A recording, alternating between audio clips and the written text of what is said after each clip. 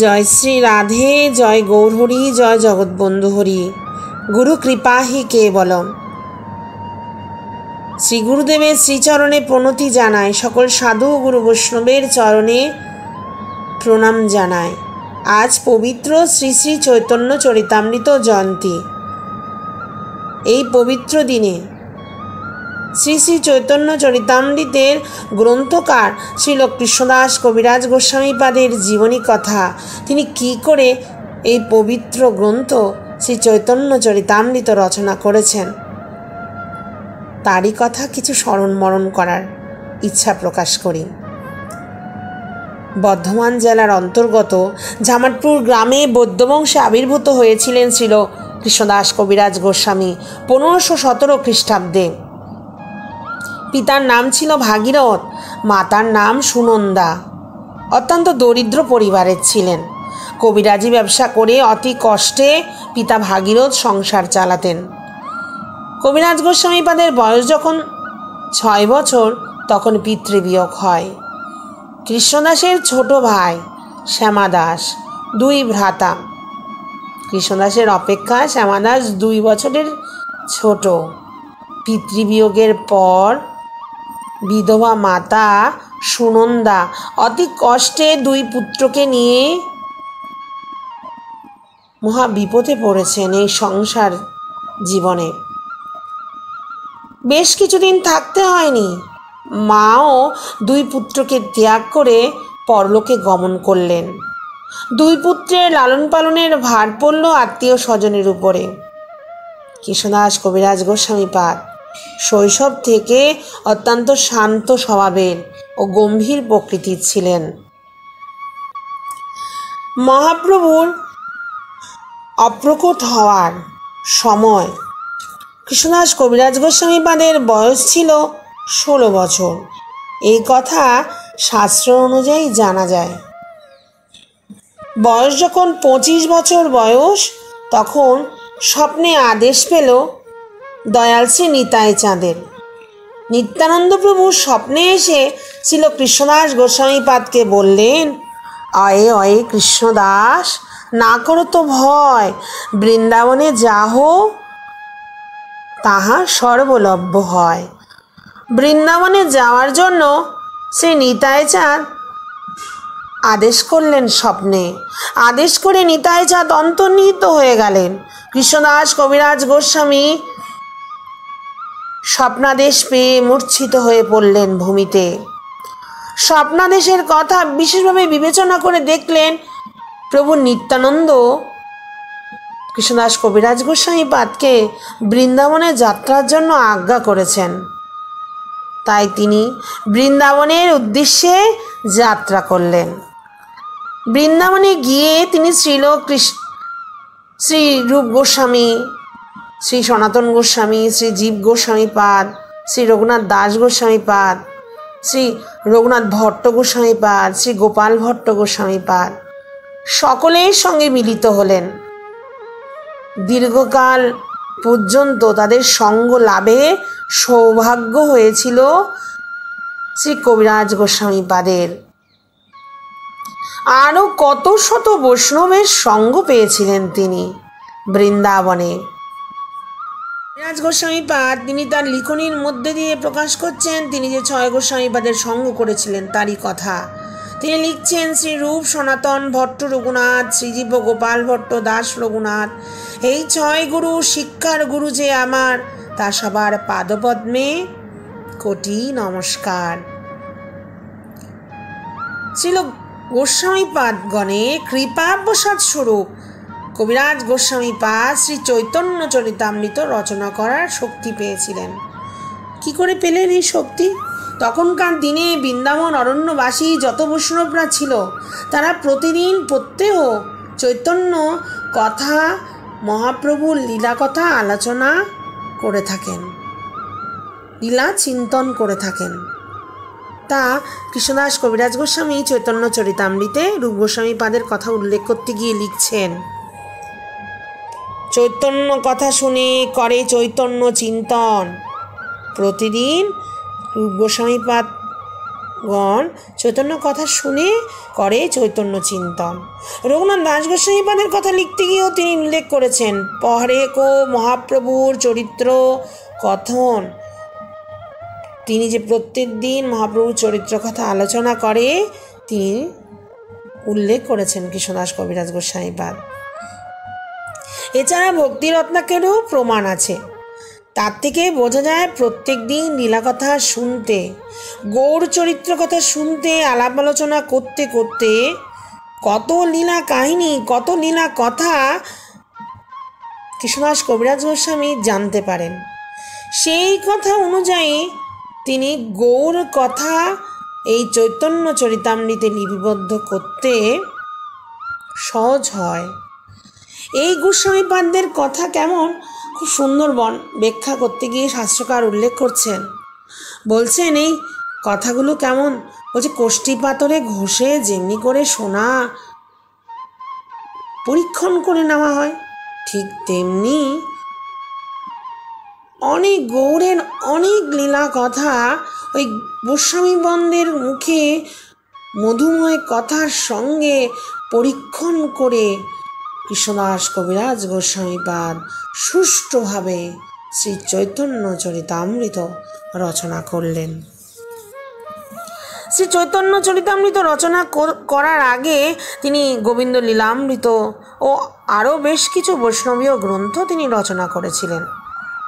শ্রীমান মহাপ্রভুর লীলা সম্বন্ধ শ্রী চৈতন্য চরিতামৃত আসার পূর্বেও অনেক গ্রন্থ এসেছে, যেমন মুরালী গুপ্তের করচা, কবি কর্ণপুরের শ্রী চৈতন্য চন্দ্রোদয় নাটক, শ্রী চৈতন্য চরিতামৃত মহাকাব্য, লোচন দাস ঠাকুরের শ্রী চৈতন্য মঙ্গল, বৃন্দাবন দাস ঠাকুরের বিখ্যাত গ্রন্থ শ্রী চৈতন্য ভাগবত। এর পরে আসে কৃষ্ণদাস কবিরাজ গোস্বামীপাদের চৈতন্য চরিতামৃত।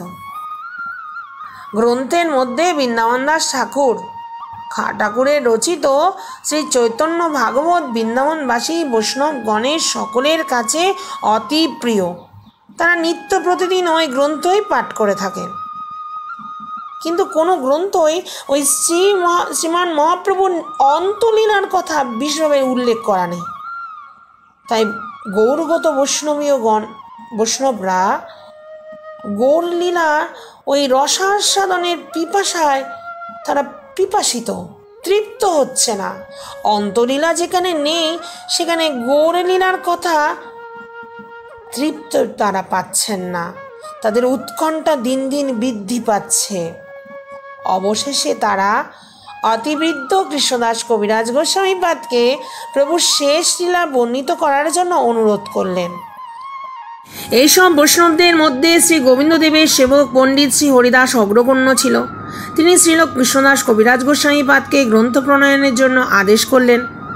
ইনি ছিলেন শ্রীল গদাধর পণ্ডিত গোস্বামীর অনুশিষ্য, শ্রীল অনন্ত আচার্যের শিষ্য ছিলেন তিনি।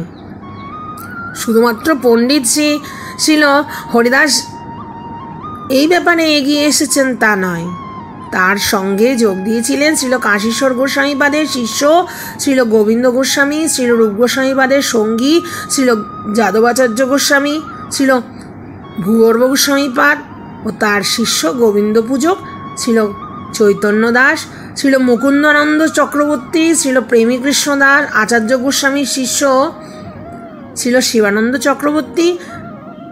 এনারা সকলে শ্রীল কৃষ্ণদাস কবিরাজ গোস্বামীপাদকে গ্রন্থ প্রণয়নের জন্য আদেশ দিলেন।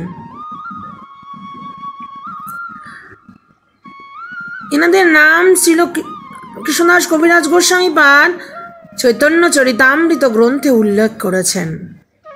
কবিরাজ গোস্বামীপাদ ছিলেন অতিবৃদ্ধ, চোখে ভালো দেখে না, কানে ভালো শুনতে পারেন না, লিখতে গেলে হাত কাঁপে। তিনি নিজেই লিখছেন, বৃদ্ধ জরাতুর আমি অন্ধ বধির, হস্তে হালে মনোবুদ্ধি নহে মোর স্থির, নানা রোগে গ্রস্ত চলিতে বসিতে না পারি, পঞ্চরোগের পীড়ায় ব্যাকুল রাত্রি দিনে মরি। বৈষ্ণবের আদেশ পেয়ে তিনি কি করবেন স্থির করে পাচ্ছেন না, খুব চিন্তিত হয়ে পড়লেন। চিন্তিত হয়ে কবিরাজ গোস্বামী পাদ শ্রী শ্রী মদনমোগোপাল মন্দিরে গেলেন। সেই স্থানে গোসাইদাস পুরোহিত বলে পূজারী বলে একজন বৈষ্ণব শ্রী শ্রী মদন গোপালের সেবায় নিযুক্ত আছেন। কৃষ্ণদাস কবিরাজ গোস্বামী পাদ যখন আসলেন তখন মদন গোপালের চরণে পড়ে কবিরাজ গোস্বামী পাদ নিজের কর্তব্য সম্বন্ধে মদন গোপালের কাছে আদেশ প্রার্থনা করলেন। আকস্মাৎ প্রভুর কণ্ঠ থেকে মালাটা খসে পড়ে গেল। মদন গোপালের কণ্ঠের একছড়া মালা যখন খসে পড়ল, পূজারী গোসাইদাসজি সেই মালাটা নিয়ে এসে ছিল কৃষ্ণদাস কবিরাজ গোস্বামী পাদের গলায় পরিয়ে দিলেন। গোস্বামী পাদ মনে মনে ভাবছেন, মনে করলেন যে এই মালা দান করে শ্রী মদন গোপাল গ্রন্থ প্রণয়নের জন্য আদেশ দিলেন। তাই তিনি অত্যন্ত আনন্দিত চিত্তে সে স্থানেই তিনি গ্রন্থ আরম্ভ করে দিলেন। তিনি লিখছেন, আজ্ঞামালা পাইয়া মোর হইল আনন্দ, তাহাই করিনু এই গ্রন্থ আরম্ভ। শ্রী চৈতন্য চরিতামৃত 3 খণ্ডে ভাগ করা, 3টা খণ্ড আছে। 3টা খণ্ডে সম্পূর্ণরূপে গ্রন্থ প্রকাশিত। আদিলীলা, মধ্যলীলা, অন্তলীলা। শ্রীমান মহাপ্রভুর আবির্ভাব হতে সন্ন্যাসের পূর্বে পর্যন্ত আদিলীলা, সন্ন্যাসের পর হতে নীলাচলের বাসের প্রথম 6 বছর মধ্যলীলা, শেষ অষ্টদশ লীলা অন্তলীলা। আদিলীলায় 17 পরিচ্ছেদ, মধ্যলীলায় 25 পরিচ্ছেদ আর অন্তলীলায় 20 পরিচ্ছেদে এই সম্পূর্ণ শ্রী চৈতন্য চরিতামৃত মধুময় গ্রন্থ। এই গ্রন্থ রচনা করতে গিয়ে ছিল কৃষ্ণদাস কবিরাজ গোস্বামী পাদ তিনি বলছেন, প্রথম আদি লীলার প্রথম অংশ তিনি সংগ্রহ করেছেন মুরালিগুপ্তের করচা থেকে।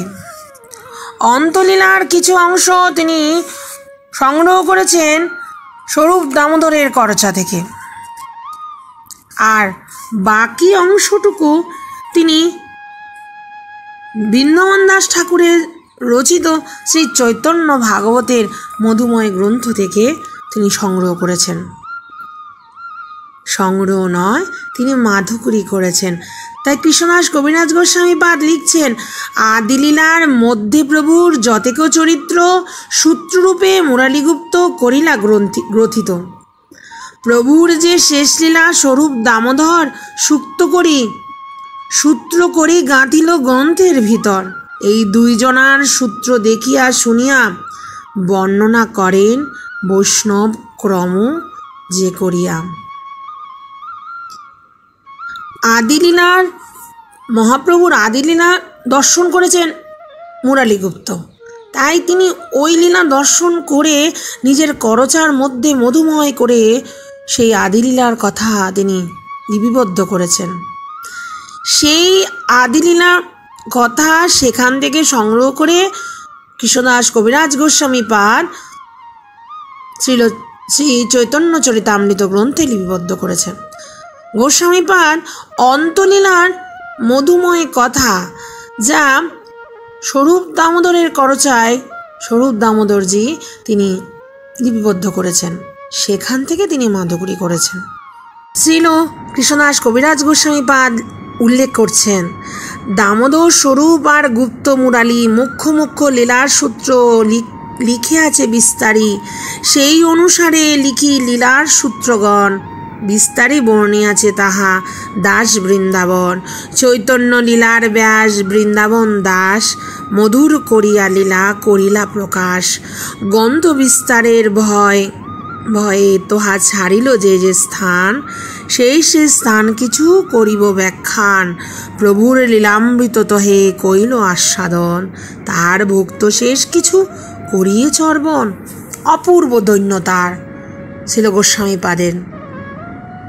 কবিরাজ গোস্বামী পাদ বলছেন যে প্রথম আদিলীলা তো তিনি মুরলীগুপ্তের করচা থেকে নিয়েছেন, অন্তলীলা তিনি স্বরূপ দামোদরের করচা থেকে নিয়েছেন, বাকি লীলা তিনি চৈতন্য লীলা তিনি ছিল বৃন্দাবন দাস ঠাকুরের চৈতন্য ভাগবত থেকে মাধুকরী করেছেন।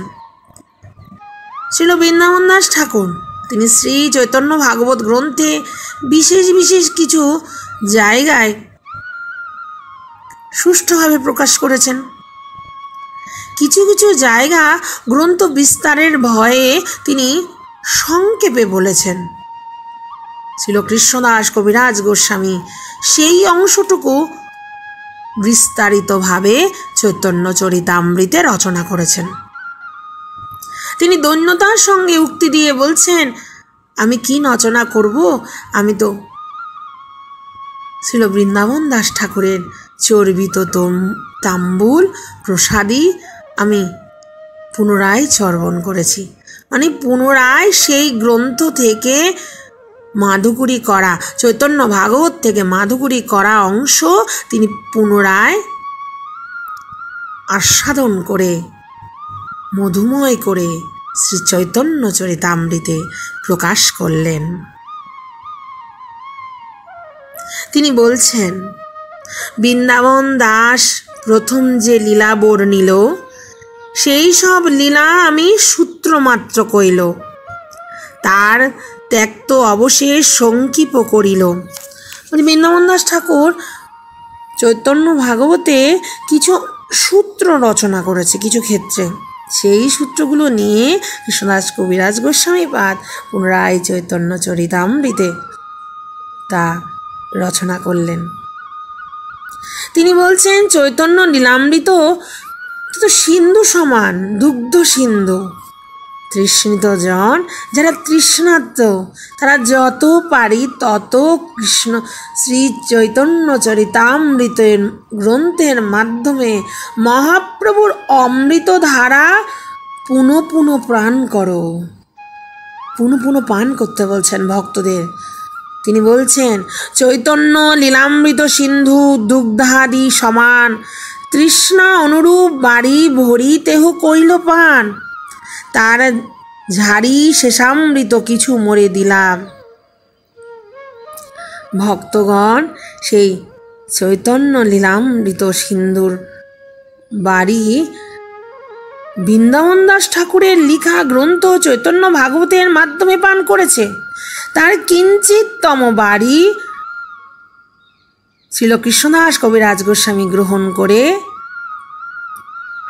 শ্রী চৈতন্য চরিতামৃতময় মধুময় গ্রন্থ রচনা করলেন। বলছেন, শ্রী চৈতন্য ভাগবত তো দুগ্ধ সিন্ধু, তার মধ্যে ডুব দিলে ভক্তদের তৃষ্ণা মিটে যায়। আমি সেইখান থেকে কিঞ্চিত বাড়ি নিয়ে মধুময় লীলা কথা নিয়ে তিনি শ্রী চৈতন্য চরিতামৃত রচনা করলেন।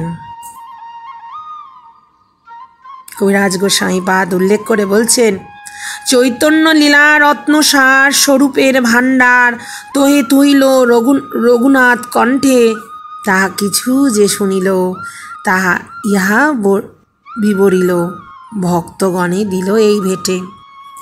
এখানে উল্লেখ করে তিনি বলছেন, শ্রীকৃষ্ণদাস কবিরাজ গোস্বামী